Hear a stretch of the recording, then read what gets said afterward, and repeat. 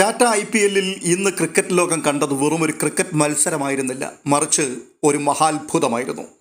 Delhi ക്യാപിറ്റൽസും Kings 11 പഞ്ചാബും തമ്മിൽ അരുൺ ജെയ്റ്റ്ലി സ്റ്റേഡിയത്തിൽ ഏറ്റുമുട്ടിയപ്പോൾ സംഭവിച്ചത് വെറും ഒരു റൺ മഴയായിരുന്നില്ല, റൺ പ്രളയം തന്നെയായിരുന്നു.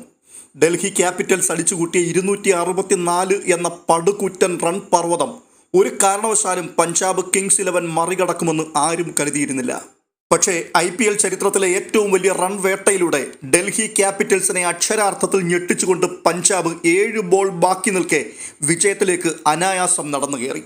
ഇന്നത്തെ കളിയെ വിലയിരുത്തുമ്പോൾ ഒട്ടനവധി കാര്യങ്ങളുണ്ട് പറയുവാൻ. KL രാഹുലിന്റെ അമ്പരപ്പിക്കുന്ന പോരാട്ടമാണ് അതിൽ ഏറ്റവും ഉയർന്നു നിൽക്കുന്നത്. KL രാഹുൽ അക്ഷരാർത്ഥത്തിൽ ഇന്ന് അരുൺ ജെയ്റ്റ്ലി സ്റ്റേഡിയത്തിൽ ഒരു താണ്ഡവ നടനം തന്നെയാണ് നടത്തിയത്. 67 പന്തിൽ നിന്ന് 16 ഫോറും 9 സിക്സും ഉൾപ്പെടെ 152 റൺസ്. സത്യത്തിൽ KL രാഹുലിന്റെ പ്രകടനം വെറും ഒരു സെഞ്ചുറിയിൽ ഒതുങ്ങുന്നതായിരുന്നില്ല. അത് IPL ചരിത്രത്തിലെ തന്നെ ഏറ്റവും മികച്ച ക്ലീൻ ഹിറ്റിംഗ് ഇന്നിങ്സുകളിൽ ഒന്നാണ് എന്ന് തന്നെ പറയാം.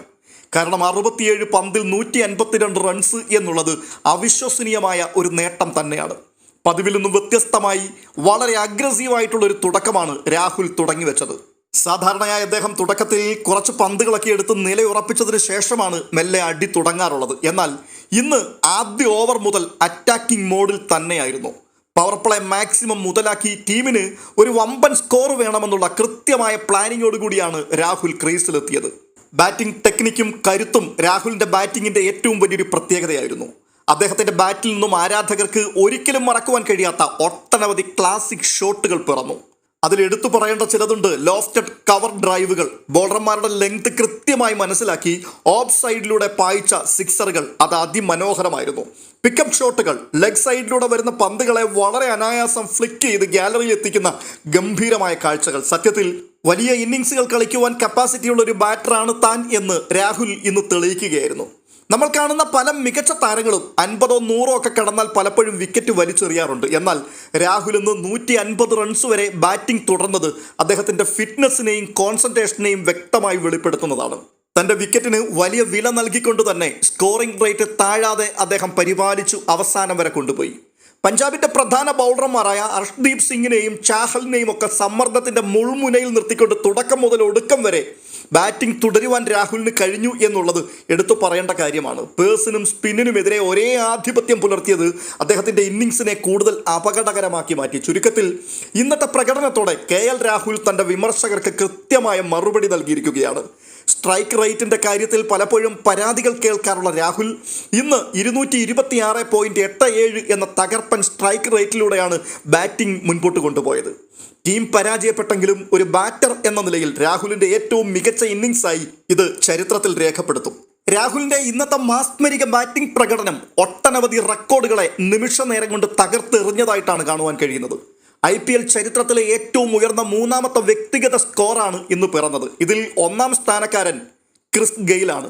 ക്രിസ് ഗെയിലിന്റെ 175 റൺസ് എന്ന റെക്കോർഡിന് ശേഷം IPL-ൽ ഒരു താരം നേടുന്ന ഏറ്റവും ഉയർന്ന സ്കോറായിരുന്നു ഇത്. T20 മത്സരത്തിൽ ഒരിക്കൽ ബ്രണ്ടൻ മക്കല്ലം 158 റൺസ് നേടിയിട്ടുണ്ട്. ഈ പട്ടികയിൽ 3ാം സ്ഥാനക്കാരനായി മാറുവാൻ ഇന്ന് രാഹുലിന് കഴിഞ്ഞു. ഒരു ഇന്ത്യൻ താരം IPL-ൽ നേടുന്ന ഏറ്റവും ഉയർന്ന സ്കോർ എന്ന ബഹുമതി, ആ റെക്കോർഡ് ഇനി രാഹുലിന് സ്വന്തം.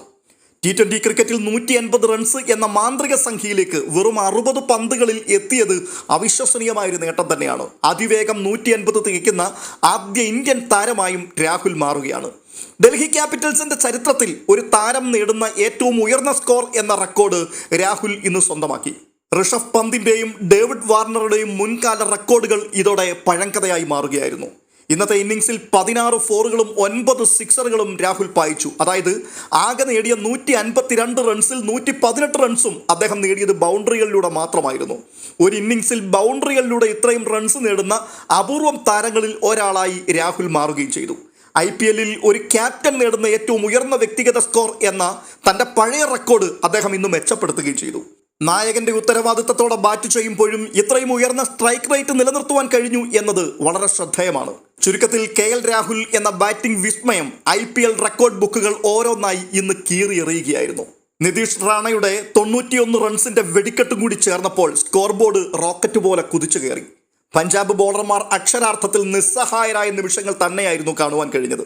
ഒടുവിൽ ഡൽഹി ക്യാപിറ്റൽസ് 265 റൺസ് എന്ന വിജയ ലക്ഷ്യമാണ് പഞ്ചാബിന്റെ മുൻപിലേക്ക് വെച്ചു നീട്ടിയത്. അത് കണ്ടപ്പോൾ ക്രിക്കറ്റ് ലോകം ഉറപ്പിച്ചു ഡൽഹി വിജയിച്ച് കയറിയെന്ന്. പക്ഷേ ആ ഒരു പടുകൂറ്റൻ സ്കോറിനെ പഞ്ചാബ് കിങ്സ് 11 അനായാസം നേരിടുന്ന കാഴ്ച അമ്പരപ്പോടുകൂടി തുടർന്ന് ക്രിക്കറ്റ് ലോകത്തിന് നോക്കി നിൽക്കേണ്ടി വന്നു. അതായത് ഈ ഒരു ഘട്ടത്തിൽ ഒരു ടീമിന് എങ്ങനെ മാനസികമായി ഈ വെല്ലുവിളികളെ ഏറ്റെടുക്കുവാൻ കഴിഞ്ഞു എന്നുള്ളതാണ് ക്രിക്കറ്റ് ലോകം അത്ഭുതത്തോടെ നോക്കിക്കാണുന്ന കാഴ്ച. അടിക്ക് അതേ നാണയത്തിൽ തിരിച്ചടി എന്നൊന്നും പറഞ്ഞാൽ പോരാ. ഡൽഹിയുടെ ബൗളർമാർക്ക് നിലത്ത് നിൽക്കുവാൻ അനുവാദം കൊടുക്കാതെ സിക്സറുകൾ കൊണ്ട് അഭിഷേകം ചെയ്യുന്ന പഞ്ചാബിന്റെ മറുപടി ബാറ്റിംഗ്, അത് വിശേഷിപ്പിക്കുവാൻ വാക്കുകളില്ല.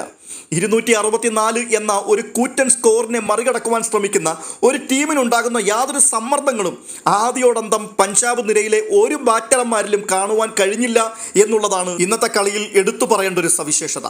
മറുപടി ബാറ്റിംഗ് ആരംഭിച്ചപ്പോൾ മുതൽ പ്രഫ്മാൻ സിംഗിന്റെ മിന്നൽ പിണരുകളാണ് അക്ഷരാർത്ഥത്തിൽ വെളിപ്പെട്ടു വന്നത്.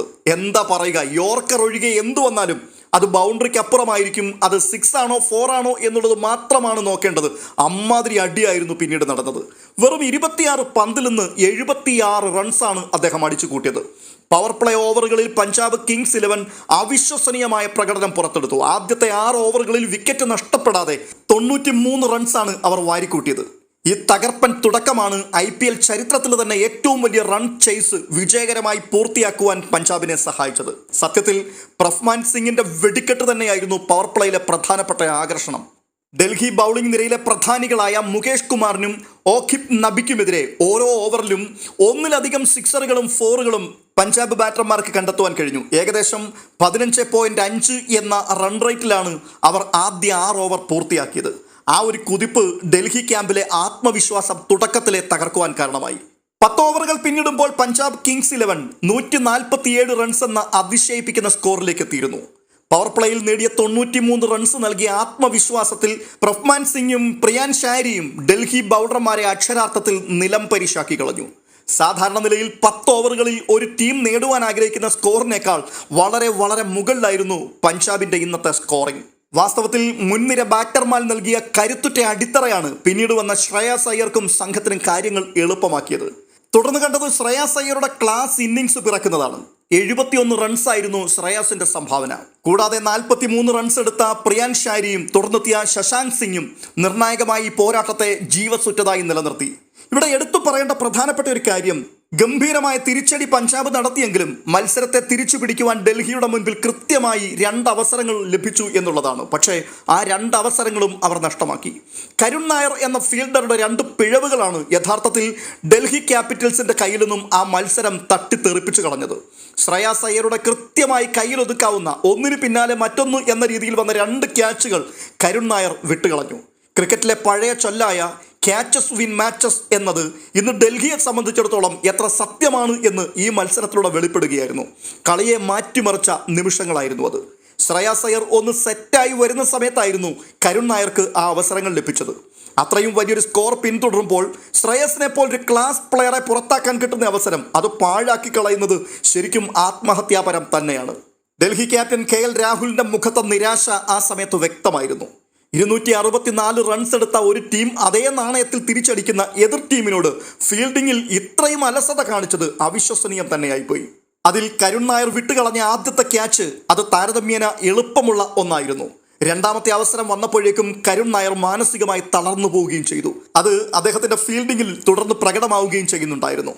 പക്ഷെ തനിക്ക് ലഭിച്ച ഈ 2 ലൈഫും വളരെ കൃത്യമായിട്ട് ശ്രേയാസ് ഉപയോഗിച്ചു. ലഭിച്ച അവസരത്തിന് ശേഷം കൂടുതൽ ആത്മവിശ്വാസത്തോടെ കളിച്ച് അദ്ദേഹം 71 റൺസ് അടിച്ചുകൂട്ടി പഞ്ചാബിനെ വിജയത്തിലേക്ക് നയിച്ചു.